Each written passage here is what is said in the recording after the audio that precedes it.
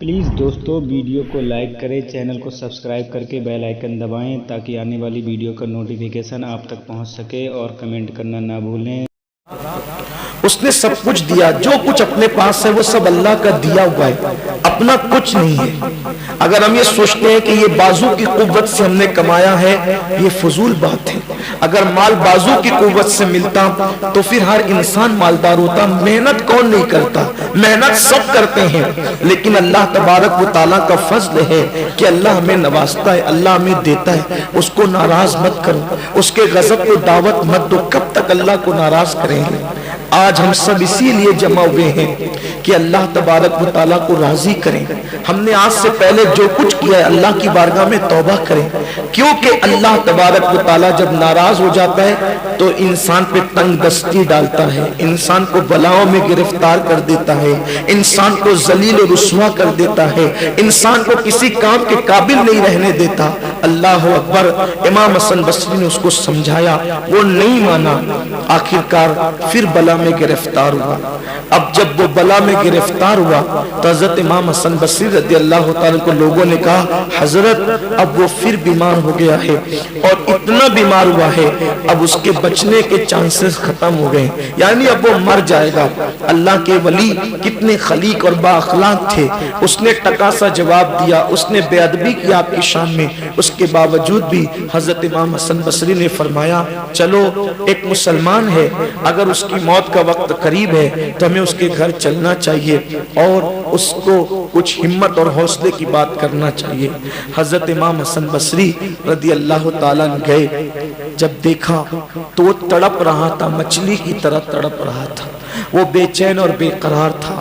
اللہ کے ولی امام حسن بصری رضی اللہ تعالیٰ نے اس سے فرمایا، اے جوان کیا حال ہے؟ وہ رونے لگا اور کہنے لگا، اے اللہ کے برگزیدہ بندے، میں نے آپ کی بات نہیں مانی، میں توبہ کرتا رہا، توبہ توڑتا رہا اور ہمیشہ گناہ پہ دلیر ہوتا رہا۔ اب میں ایسی بلا میں گرفتار ہوں کہ اب میرا کوئی مونس و غمگسار نہیں، میرا کوئی غمخوار نہیں، میں بلا کے اندر ڈوبا ہوا ہوں۔ امام حسن بصری نے کہا، اللہ کے بندے کوئی بات نہیں، توبہ کا دروازہ کھلا ہوا ہے، توبہ کا دروازہ کھلا ہوا ہے، اور اللہ تبارک و تعالیٰ اپنے بندوں کی توبہ کو قبول کرتا ہے۔ یہ سن کر اس نے کہا، پھر میں کیا کروں؟ فرمایا، ایک بار پھر توبہ کر، اللہ تعالیٰ تجھے پھر معاف کرے گا۔ اس نے جیسے ہی کہا، یا اللہ میں تیری بارگاہ میں توبہ کرتا ہوں، یا اللہ میں تیری بارگاہ میں توبہ کرتا ہوں، تو گھر کے کونے سے آواز آئی، اے بندے بس کر، تو دھوکے باز اور مکار ہے۔ جب تو نے توبہ کی ہم نے تیری توبہ کو قبول کیا، لیکن تو نے دھوکہ کیا، مکر کیا، اور تو توبہ کر کے ہمیشہ توبہ کو توڑتا رہا۔ امام حسن بصری نے، سب لوگوں نے جب گھر کے کونے سے یہ آواز سنی تو امام حسن بصری نے اپنے ساتھیوں سے کہا، چلو چلو اٹھو، اب اس کا قصہ تمام ہو گیا، اب اس کی آخرت برباد ہو گئی۔ نہیں سنتے کہ گھر کے کونے سے آواز آئی کہ بندے بس کر، تو دھوکے باز ہے، اب تیری توبہ قبول نہیں ہوگی، تو دھوکے باز ہے، تجھے بخشا نہیں جائے گا۔ امام حسن بصری نے کہا، اتنا سننے کے بعد اب یہاں بیٹھ کر فائدہ کیا ہے؟ روتے ہوئے امام حسن بصری اپنے گھر کی طرف چلے گئے۔ علامہ ابن الجوزی لکھتے ہیں، امام حسن بصری اپنے گھر کی طرف گئے، اس کی ماں، بوڑھی ماں بھی رونے لگی، وہ بھی رونے لگا۔ اب کیا؟ اب تو آواز آئی قدرت کی طرف سے، غیبی آواز کہ تجھے معاف نہیں کیا جائے گا۔ مگر قربان اس جوان نے کہا اپنی ماں سے، امی حسن بصری تو چلے گئے، غیبی آواز بھی آ گئی کہ تجھے معاف نہیں کیا جائے گا، لیکن مجھے یقین ہے کہ میرا اللہ بڑا ستار و غفار ہے، میرا اللہ بڑا کریم ہے۔ اے میری ماں، ایک کام کر،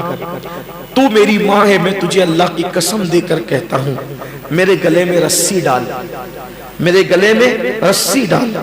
اور مجھے گھر کے چاروں کونے میں گھسیٹ، اور میرے چہرے کو دھول لگا کر اس پہ پیر رکھ کر کے کہنا یہ اس کی سزا ہے جس نے اللہ کے ساتھ بغاوت کی ہے اور گناہ کی ہے، اور کہنا کہ اللہ تو کریم ہے، تو مہربان ہے، تو معاف کرنے والا ہے، مولا تو وہ ہے جس نے 50 سال کے بعد بچھڑے ہوئے یوسف کو اپنے باپ حضرت یعقوب سے ملایا، اللہ تو وہ ہے جس نے ایوب کی بیماری کو دور کر کے از سر نو تو نے اسے زندگی عطا فرمائی، اللہ تو وہ ہے جس نے یونس کو مچھلی کے پیٹ میں زندگی عطا کی، سانس دینے کا موقع دیا، اللہ تو بڑا کریم ہے، میرے بیٹے کو بخش دے، میرے بیٹے کو معاف کر دے۔ بس اس کا چہرہ ماں نے جو ہے وہ گھسیٹا، خاک میں ڈالا اور اس کے چہرے پہ پیر رکھ کر کے اللہ کی بارگاہ میں دعا کی، اے اللہ میرا بیٹا اگرچہ گناہگار، سیاکار، بدکار ہے، لیکن آج وہ اپنے گناہوں پہ نادم اور شرمندہ ہے، تیری طرف سے آواز بھی آ چکی ہے کہ تجھے معاف نہیں کیا جائے گا، لیکن مولا تو وہ ہے کہ جس نے 50 سال کے بعد بچھڑے ہوئے یوسف کو اپنے باپ یعقوب سے ملایا، اللہ تو وہ ہے جس نے ایوب کی بیماری دور کر کے اثر نو سے زندگی عطا کی، تو وہ ہے جس نے یونس کو مچھلی کے پیٹ میں جو ہے وہ سانس لینے کی توفیق عطا فرمائی، مولا اگر تو میرے اس بچے کو بخش دے گا تو تیرا نقصان اس میں کیا ہے؟ یہ کہہ کر ماں بھی رونے لگی اور وہ جوان بھی رونے لگا، غیب سے آواز آئی جا ہم نے تیرے بیٹے کو بخش دیا۔ اور یہ آواز صرف گھر میں نہیں آئی بلکہ حضرت سیدنا امام حسن بصری کے کانوں تک بھی پہنچی کہ اللہ تبارک و تعالیٰ نے اس کو بخش دیا اور اس کو معاف فرما دیا۔ میرے پیارے آقا صلی اللہ علیہ وسلم کے پیارے دیوانوں، اللہ تبارک و تعالیٰ کی رحمتوں کو بس بخشش کا بہانہ چاہیے، اللہ کی رحمتیں بخشش کا بہانہ تلاش کرتی ہے، اور یہ جو آج کی رات ہے، آج کی رات تو خاص بخشش کی رات ہے، آج کی رات تو خاص مغفرت کی رات ہے۔ اللہ کے رسول علیہ السلام فرماتے ہیں 5 راتوں میں دعائیں رد نہیں ہوتی، ایک رجب کی پہلی رات، دوسری شب برات، تیسری شب قدر،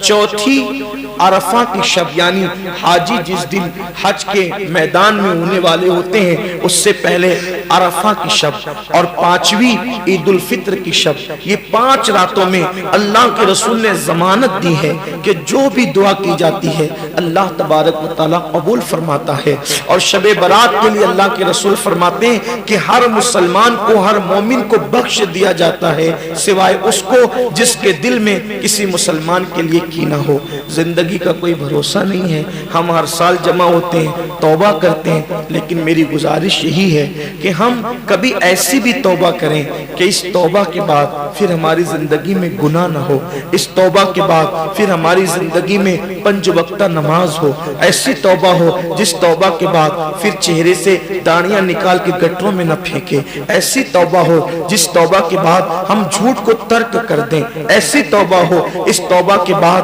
پھر ہم کسی پہ ظلم کرنا بند کر دیں، کسی پہ زیادتی کرنا بند کر دیں۔ اگر ہم نے ایسی توبہ کر لی انشاءاللہ اپنی دنیا بھی سنور جائے گی اور اپنی آخرت بھی سنور جائے گی۔ اس دنیا کے اندر ہم آئے ہیں آخرت کی تیاری کے لیے، اس دنیا میں آئے ہیں اس دنیا کو بہتر بنانے کے لیے، اس لیے زندگی کا کوئی بھروسہ نہیں ہے، ہم کب تک جئیں گے یہ ہمیں بھی نہیں پتا ہے، اس لیے قبر کی تیاری کریں، حشر کی تیاری کریں، میدان محشر کی تیاری کریں، اللہ کی عدالت میں کھڑے ہونے کی تیاری کریں۔ کب تک اللہ سے دور دور رہو گے؟ مرنے کے بعد تو اللہ کی طرف پلٹنا ہی ہے، تو کل مر کے پلٹیں گے تو پچھتائیں گے، آج جیتے جی ہم اللہ کی بارگاہ میں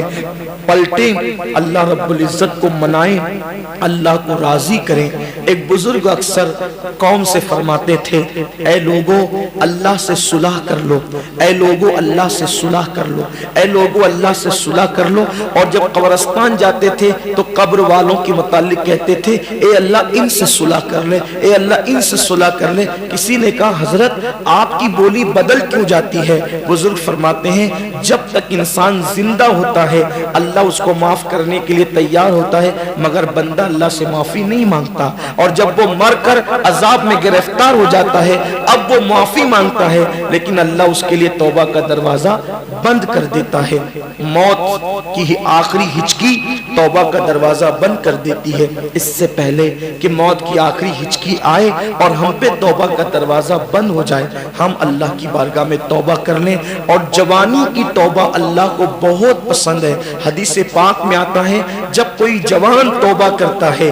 تو اللہ تعالیٰ فرشتوں سے کہتا ہے نور کی قندیل جلاؤ. جب وہ نور کی قندیل جلاتے ہیں تو دوسرے فرشتے کہتے ہیں یہ نور کی قندیل کیوں جلی ہے؟ تو فرشتے جواب دیتے ہیں آج ایک جوان نے توبہ کر کے اللہ کی طرف پلٹ گیا ہے، اس کی خوشی میں یہ نور کی قندیل روشن کی گئی ہے. تو ہم اللہ نے ہمیں طاقت دی، جوانی دی، آئے ہم سب اللہ